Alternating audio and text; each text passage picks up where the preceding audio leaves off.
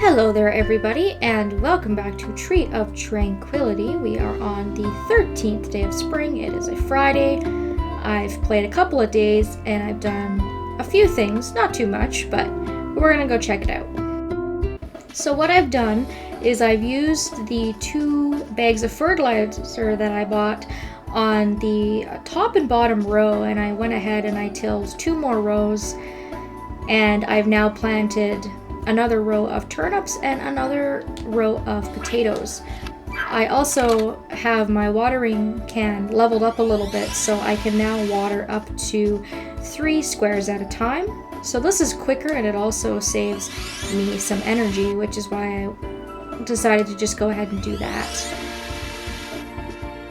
So this should bring us a little bit of profit here for the rest of the season.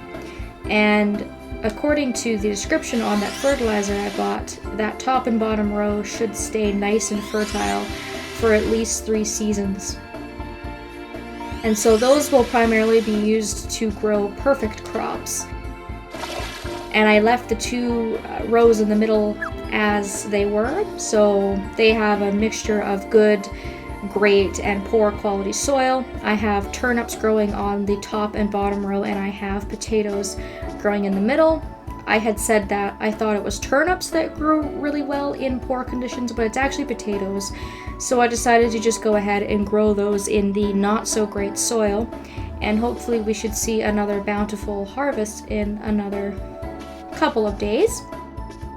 I'd like to go down to the general store today, and I would like to buy that calendar that I had mentioned wanting to buy for my house. They're probably open at 9, so they should be open any minute now. Let's check the sign here. Yeah, 9 o'clock. You can see I have just over $2,000 at the moment. I did a little bit of mining, but I didn't have a lot of luck actually getting any ores or anything like that, so I mainly just shipped the toadstools and the mushrooms that I had found. I'm just checking the beach here to see if there's anything that I can pick up, but there isn't. You can usually find coral, seashells, seaweed, that kind of thing laying around on the beach.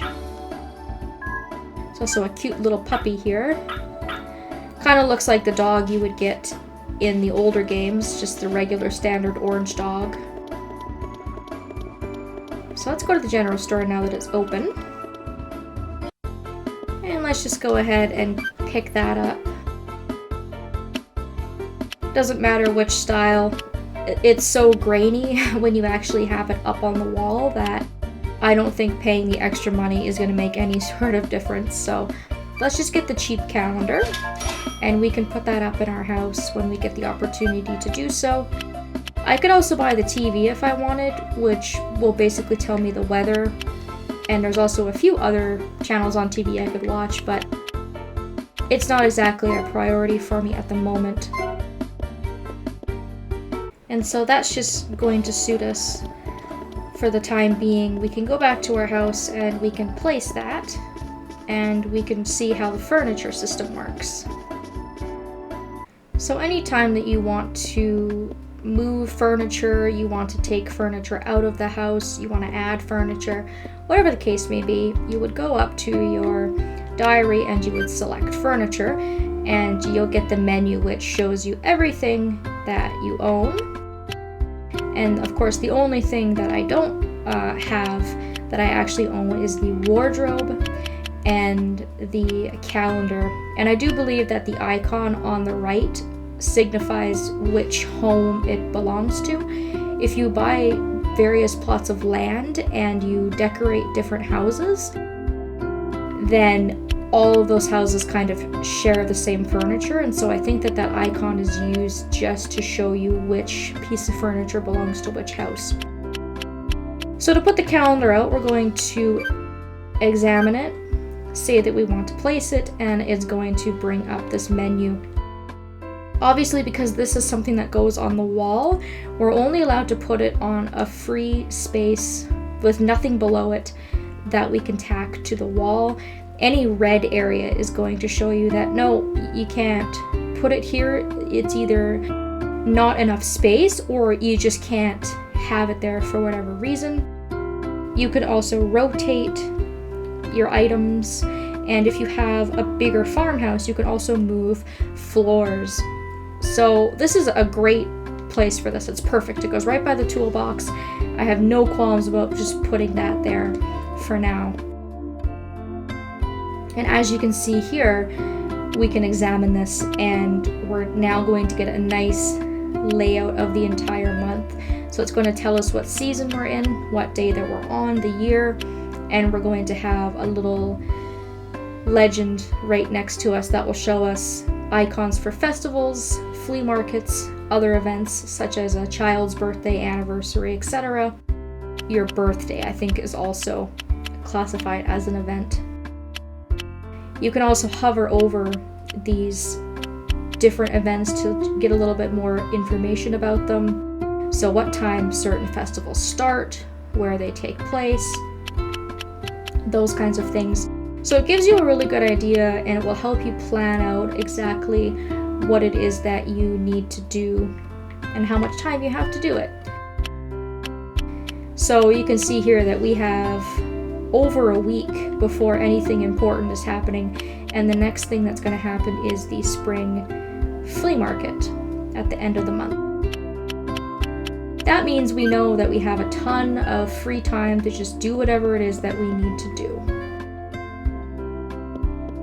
I think today is probably a good day to start upgrading some tools now that I'll have a little bit of extra pocket change. So we're going to head on up to the mine district. I'm only going to have enough money to upgrade one tool, and so I need to think carefully about what it is that I want to upgrade first. For me personally, it's always a really hard choice between the hammer and the watering can, but I think I'm going to go with the hammer. And the reason for that is because at this point of the game, so early on, I'm spending so much time at the mine trying to find jewels and trying to find ore and things like that in order to make my other tools better. And so because that's what I'm spending the most time and energy on, I think in terms of just being efficient, the hammer is the best way to go. But the watering can is also a really good choice, especially if you plan on having a lot of crops. So we have the ore in our pocket, and I do believe you also have to bring the tool that you want to upgrade with you. You have to have whatever it is you want and all the materials to do it in your rucksack when you come to visit Ramsey, because as you can see, I don't have the hoe in my rucksack. I own one, but I don't have it, so I'm actually not able to upgrade this. So we have a choice between the axe, the hammer, and the watering can. So let's just go ahead and upgrade the hammer. So there we go. We now have a shiny new hammer. And that's basically just going to ensure that we use a lot less energy when mining and breaking down rocks. Even with a better tool, I'm still at the mercy of the randomness of the mine, and so I have no guarantees that I'll be able to find anything, but the hammer gets a new look. It looks a little bit more modern, and you definitely use a lot less energy with each swing that you do.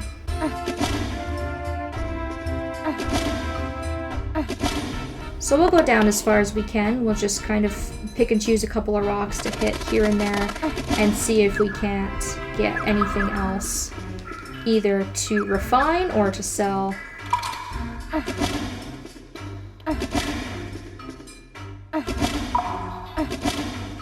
But you can see just by looking at the stamina bar how big of a difference it made just by getting that first upgrade.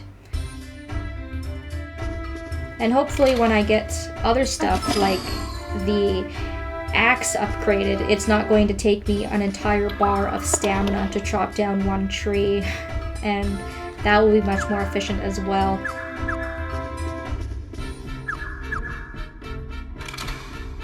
But as you can see here, I'm really not finding much. There's a sparkly piece of gold, which is nice. I'll pick that up. But it seems like most of what I tend to find is gas, that has a negative effect on me. Sometimes the occasional ore and a lot of mushrooms. I don't think so far playing this I've found one sparkly jewel that I can use to make into jewelry or something like that. I found nothing. It's pretty bare bones. So I'm definitely running out of energy at this point, and I probably should go back up before I pass out, but I've been able to stay down here a lot longer, which is good.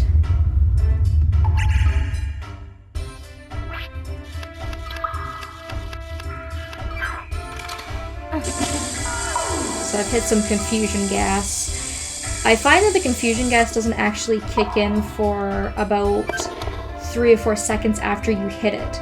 So if you're really close to a staircase, what I would recommend is just making a beeline to that staircase and just going up a level and then walking back down before you get confused.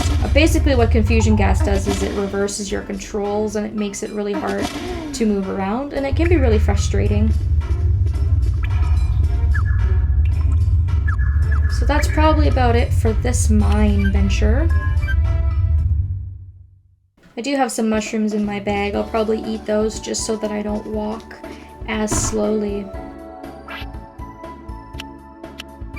I have one, but that should be enough just to get that little boost of energy that I need. There we go, perfect. So now I won't move slowly.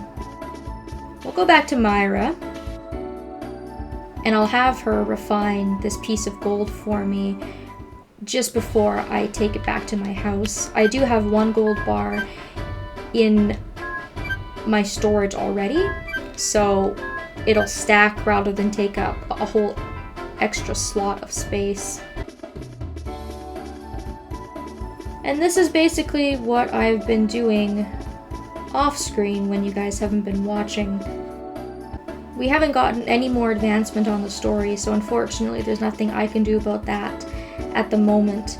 I just have to sort of do what I can to have as much profit as possible. Mining, I find, is just a really good way to do that while also finding the means to upgrade my tools. I went ahead and planted some more crops, I forage every single day, I do all of those kinds of things just to make the time go by. And eventually, of course, we're going to add animals into the mix, but we don't even have the shop unlocked that allows us to buy animals yet, and so for this first little part of the game, animals are pretty much completely out of question until we have access to that store and we are able to do that. So now that we are nice and refreshed and happy, we'll go back home. I'll stick that piece of gold in my box for storage. I've sold everything I want to sell for the day. And when I get the chance, I'm going to go back to Dale's and I'm going to check to see how much material is needed and how much it will cost to upgrade my house to the 2nd level. I've also been chopping down trees and breaking down rocks in order to get raw materials. If I bring up my menu, I should be able to actually access that. I currently have 15 pieces of lumber and 12 pieces of stone, which isn't a lot, but if I keep at it slowly, I should be able to gather a bit and get those numbers up. So that's it. That's just a short little update of what I wanted to sort of talk about today. Just a little bit about how furniture works and sort of what's been going on with me. But again, we kind of have more than a week before our next big event comes up. So I probably won't update again until we either move on in the story or something significant happens. So until next time, guys, thank you so very much for watching, and I hope that I will see you next time.